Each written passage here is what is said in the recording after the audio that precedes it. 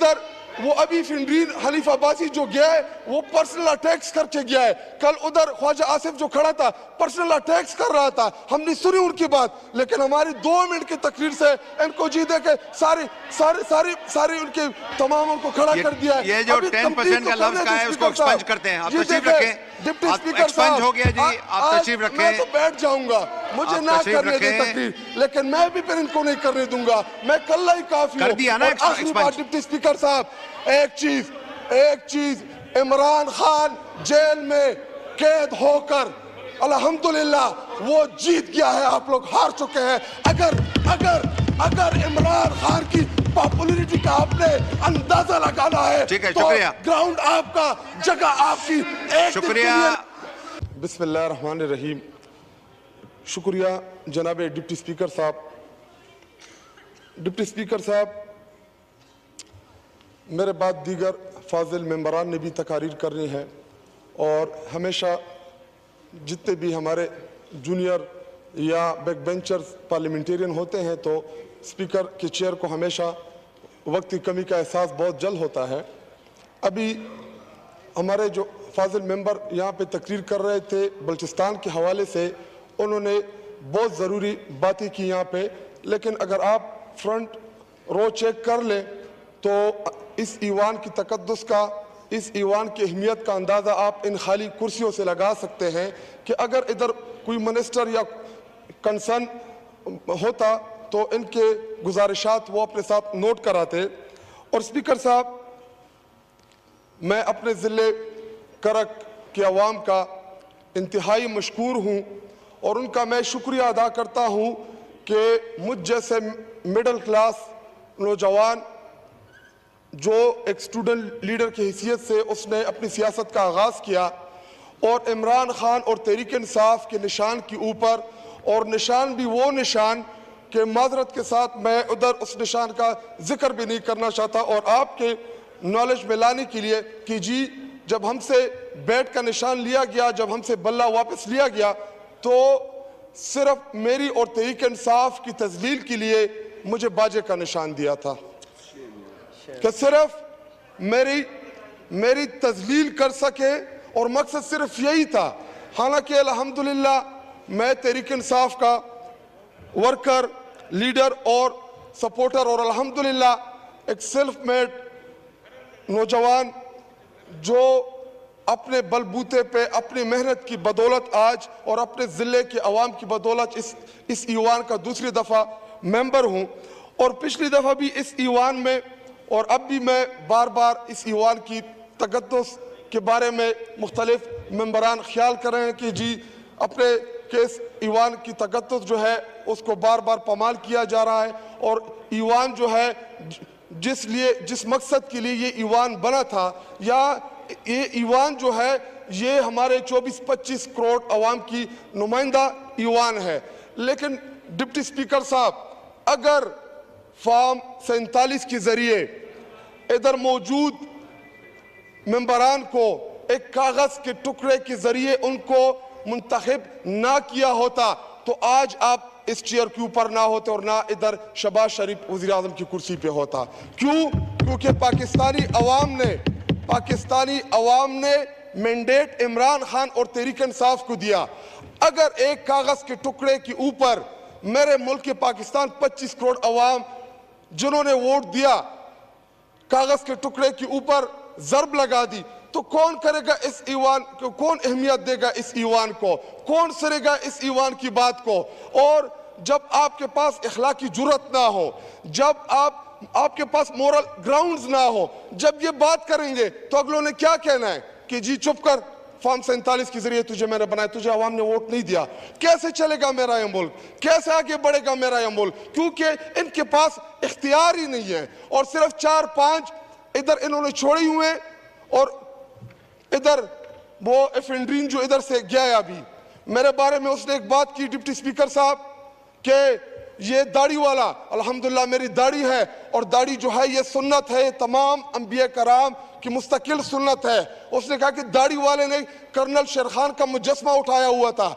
ये don leaks करने वाले, जिन्होंने बाहर की दुनिया में हमारे फौज के खिलाफ बोलने वाले, आज फौज के बड़े तर्जुमान बने हुए इस ईवान के अंदर। डॉन लीक्स कराने वाला कौन है? आज चीफ मिनिस्टर पंजाब बनी हुई है, उसको फॉर्म 47 के जरिए उसको बैठाया हुआ है और ये कहता है कि जी इसने कर्नल शेर खान का जो मुजस्मा है वो उठाया हुआ है। हालांकि 9 मई को मैंने प्रोटेस्ट किया था। जिस तरीके से मेरे लीडर को गिरफ्तार किया गया था, जिस तरीके से इमरान खान को इस्लामाबाद हाई कोर्ट के अहाते में घसीट के लेके गए थे, जिस तरीके से लेके गए थे, मुझे था एतराज उस तरीके के ऊपर। बिल्कुल मैंने किया था अपने जिले के अंदर प्रोटेस्ट, उसमें 20-25 हजार लोग बिल्कुल मौजूद थे, लेकिन डिप्टी स्पीकर साहब एक गमला नहीं टूटा उसमें, एक गमला। पुरअमन एहतजाज था वो, और पुरअमन एहतजाज के बाद मेरे ऊपर 34-35 FIRs कर दी। एक गमला नहीं टूटा उस एहतजाज के अंदर। लेकिन मकसद कुछ और था। 9 मई इसलिए हम कहते हैं कि 9 मई एक बहाना था, इमरान खान और तहरीक इंसाफ निशाना था।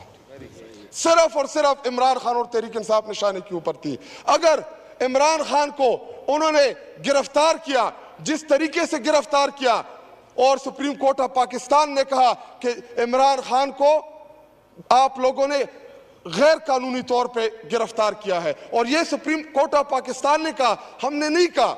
लेकिन उसके बाद जब इमरान खान को रिहा किया गया, तकरीबन 5-6-7 दिन तक उनकी रिहाई के बाद जो जुल्म, जो जबर रियासत ने तहरीक इंसाफ के वर्कर्स के खिलाफ किया, तहरीक इंसाफ की लीडरशिप के खिलाफ किया, वो 8-9 महीने, अल्लाह किसी को भी वो 8-9 महीने ना दिखाए जो तहरीक इंसाफ के वर्कर्स और लीडरशिप के ऊपर जो जुल्म हुआ, जिस तरीके के साथ हुआ, अल्लाह ना करे कि वो इनके ऊपर आए। अगर इनके ऊपर आया, इनका लीडर जो अब ये बड़ा इनकलाबी उनको प्रेजेंट करने की कोशिश कर रहे हैं कि जी नवाज शरीफ, शहबाज शरीफ बड़े इनकलाबी लीडर हैं, हालांकि उनके इनकलाब का आलम तो ये था कि जो ही उनको जेल में डाला, उनके प्लेटलेट्स जो हैं वो गिरना शुरू हो गए, उनको बीमारी लाहक हो गई।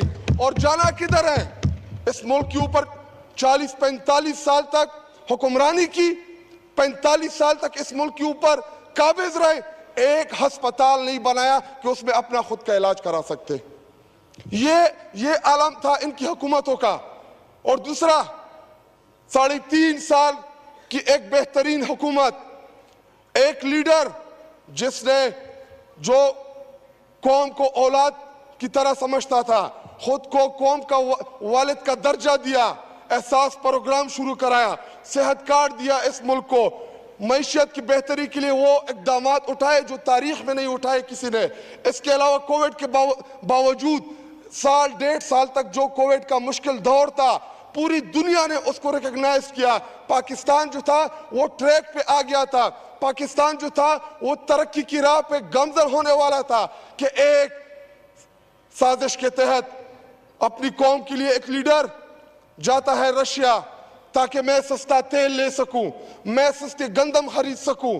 लेकिन जब वो मुल्क वापस आता है तो चूंकि उसने पहले एक दफा इनकार किया था, एब्सोल्युटली नॉट बोल चुका था, तो वो उन लोगों को जो खुद को आका समझते हैं उनको नागुज़ीर गुजरा, उनको अच्छा नहीं लगा।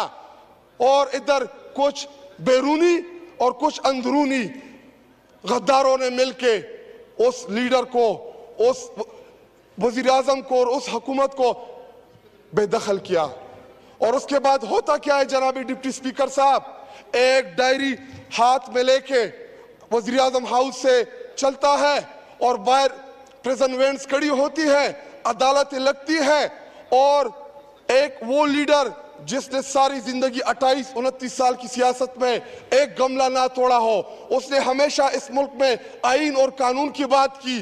बाहर प्रिजन वैन आते हैं असेंबली के बाहर, वज़ीर आज़म हाउस के सामने खड़ी होती है और ऐसा मंजर पेश करने की कोशिश की कि जैसे इमरान खान आईन तोड़ देगा। हालांकि वो इमरान खान जिसकी वजह से अल्लाह ताला ने इस मुल्क को इज्जत दी, इमरान खान ने इस मुल्क को वर्ल्ड कप दिया, इमरान खान ने इस मुल्क को शौकत खानम दिया, इमरान खान ने इस मुल्क को नमल दिया, इमरान खान ने इस मुल्क को सेहत कार्ड दिया, इमरान खान ने इस मुल्क को एहसास प्रोग्राम दिया और मेरे सब्ज हिलाली झंडे की पूरी दुनिया में उसने इज्जत कराई, अल्हम्दुलिल्लाह। तो मैं जनाबी डिप्टी स्पीकर साहब पूछना चाहता हूं कि कैसे उस लीडर के ऊपर 200 दहशतगर्दी के आप पर्चे कराते हैं? अगर इमरान खान इस मुल्क में दहशतगर्द हो गया तो फिर ठीक कौन हुआ जनाबी डिप्टी स्पीकर साहब? और हमें इधर बैठ के ये अभी जो एक दूसरे के लिए डाइस बजा रहे हैं, हमें याद है इनके घसीटना। शहबाज शरीफ क्या कहता था कि अगर जरदारी को मैंने लड़काना कराची लाहौर की सड़कों पे ना घसीटा तो मेरा नाम शहबाज शरीफ नहीं होगा। तो अभी तेरा नाम चेरी ब्लॉसम रख दे, बूट पॉलिश रख दे, तो एक दूसरे के साथ बैठ के एक दूसरे को वोट दे रहे। और जनाब डिप्टी स्पीकर साहब, प्रेसिडेंट साहब की जो तकरीर है, अगर इसमें आप एक कोरेक्शन कर देते कि इसके साथ जनाब आसिफ अली जरदारी मिस्टर 10% लिख देते तो ये बेहतर होता। और ये हम नहीं कह रहे, ये उधर कल जो ख्वाजा आसिफ जो तकरीर कर रहा था ये वो कह रहा था। अगर अगर अगर मिस्टर 10% लिख लेते इसके साथ तो जिन्होंने हार चुराए, जिन्होंने पूरे पाकिस्तान की बदनामी की, आज वो गड़ी का जिक्र कर रहे हैं। आप लोगों ने तो हार चुराए थे, इस मुल्क की बेइज्जती कराई थी इंटरनेशनल लेवल पे, पाइनएप्पल नहीं छोड़ा, जानेमाज़ों तक को नहीं बख्शा, चटाइयां तक ले गए आप तो शाखाना से, और ये कहेंगे बेडशीट सब कुछ तक ये ले गए। और जनाब डिप्टी स्पीकर साहब,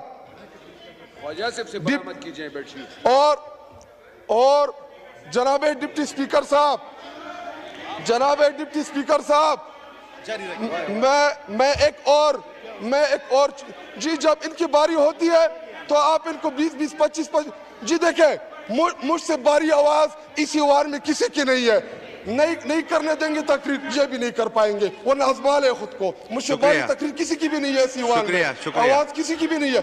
डिप्टी स्पीकर साहब, ये 20-25 एक घंटा हम इनकी तकरीरें सुनते रहे, अभी 2 मिनट की बात आई तो तकलीफ हो गई। सुने, बर्दाश्त करें, थोड़ा आप बड़े, हम थोड़ा सा बर्दाश्त कर लें, थोड़ा सा बर्दाश्त कर लें, थोड़ा सा बर्दाश्त, हौसला रखें। शुक्रिया यार डिप्टी शुक्रिया शुक्रिया। ओके, मेहताब राशि साहिबा, माहौल जिस तरह चल रहा है आप उसको माहौल को खराब ना करें। आप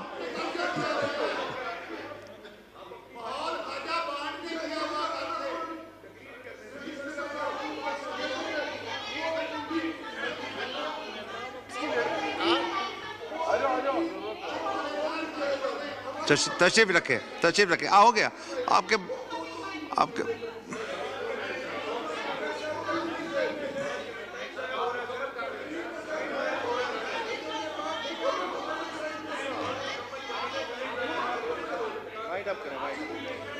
वाइंड अप करें, 1 मिनट में वाइंड अप करें प्लीज, 1 मिनट में। माइक खोलें, खटक साहब का माइक खोलें, आप बोले। खटक साहब वाइंड अप करें 1 मिनट में। डिप्टी स्पीकर साहब, खुला हुआ माइक आपका। हमारे मामले में आपके पास टाइम की कमी आती है, और मैंने जी इधर वो अभी फिनरीन हनीफ अब्बासी जो गया है वो पर्सनल अटैक्स करके गया है। कल उधर ख्वाजा आसिफ जो खड़ा था पर्सनल अटैक्स कर रहा था, हमने सुनी उनकी बात, लेकिन हमारी 2 मिनट की तकरीर से इनको जी दे के सारी उनके तमामों को खड़ा कर दिया है। ये जो 10% का लफ्ज का है उसको एक्सपंज करते हैं। आप तशरीफ रखें, डिप्टी स्पीकर साहब, हो गया जी, आप तशरीफ रखें। मैं तो बैठ जाऊंगा, मुझे ना करने दे तकरीर, लेकिन मैं भी फिर इनको नहीं करने दूंगा, मैं कल ही काफी कर दिया ना। आखिरी बात डिप्टी स्पीकर साहब, एक चीज, इमरान खान जेल में कैद होकर अल्हम्दुलिल्लाह वो जीत गया है, आप लोग हार चुके हैं। अगर इमरान खान की पॉपुलैरिटी का आपने अंदाजा लगाना है, ठीक है, तो शुक्रिया। ग्राउंड आपका, जगह आपकी। शुक्रिया शुक्रिया, तशरीफ रखें, हो गया, हो गया। मोहतरमा मेहताब अकबर राष्ट्रीय साहिबा।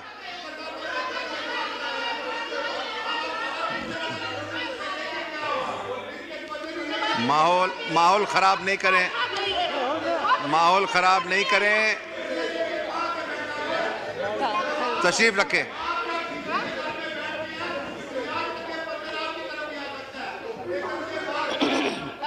तशरीफ रखेंगे। ऐसी